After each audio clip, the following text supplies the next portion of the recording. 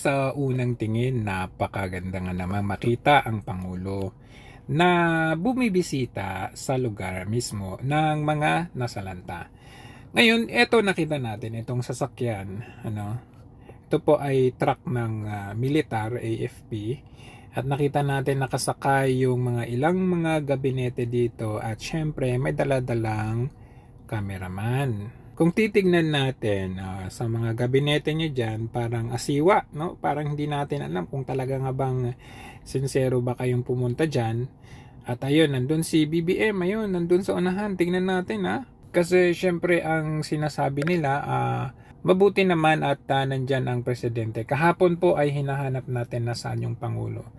Kaya nga naman maganda naman itong mga ganitong reaction natin at puna ng taong bayan. Kumbaga tayo po ay check and balance. Ngayon siguro naman ay nakarating ang mga hinaing natin, ang mga tanong natin kung nasaan yung Pangulo. Kaya nga naman ngayon ay nagpakita itong Pangulo na ito. At ayan, ang kikita nyo sakay-sakay yung AFP truck. At nakikita natin, kaya lamang may problema. Ayan, tingnan nyo Sige, sabihin na natin parang naka-motorcade ka. Ano po ang magandang epekto ito sa mga taong bayan na nandyan na nadadaanan ninyo na kayo po ay hindi naman basa, hindi naman kayo nababasa dyan at kung titingnan ninyo yung mga tao, lubog sila, no? Lubog sila sa tubig, no? At kayo po ay nandyan lang dito sa taas, tinitingala ng mga taong napinsala ng baha. So, what benefit would the people get? Kasi parang naka-motorcade kayo dyan, nagmamarcha lang kayo dyan, andyan ka, ang sarap ng tayo mo dyan. Samantalang yung mga tao, andyan po sa baba, nakatingala. Kumbaga, ikaw pakaway-kaway ka lang dyan. For what? Ano po yung epekto niyan? Kasi, ganito yan ang tanong na nasan yung Pangulo ay hindi po literal na kailangang nandyan ka. Common sense po, Pangulo po kayo.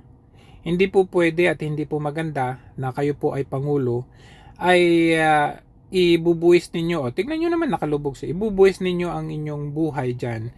O kaya magpapabasa din kayo, magpapalubog din kayo. Hindi po literal ang pagtanong ng taong bayan kung nasaan ang Pangulo. Ang ibig sabihin niyan yung bilis kilos, no? Na paano ba? Ano ba yung magandang solusyon na gawin dito? O sige, sabihin na natin nasira yung flood control o talaga nga bang walang flood control. Ang tanong dyan is, sa halip na magsayang kayo ng gasolina dyan at magpaparada, magmo-motorcade kayo dyan, bakit hindi kayo magsayang ng gasolina, magpadala ng maraming AFP trucks at magsagawa kayo, no, ng libreng sakay kung saan man pupunta yung mga kababayan natin? Dahil yan syempre, halimbawa, bibili sila sa tindahan, pupunta sila sa bayan, pero baha. Yung iba, syempre yung ibang mga jeep, hindi sila bibiyahe kasi napinsala nga. So sa halip na ganito na magpaparada kayo, tinitingala kayo dyan, with all those camera, ayan, with all those kaway-kaway. So, magpadala kayo ng maraming bata-batalyon ng mga sundalo para tumulong dyan. O kaya ay magpadala kayong 100 na ganitong trucks, no? Para merong free transportation, kumbaga, pansamantala muna. Sa halip na ganito na para kayong, ano ba to? Bakit parang niliteral ninyo yung nasaan yung Pangulo na kailangan yung nandyan?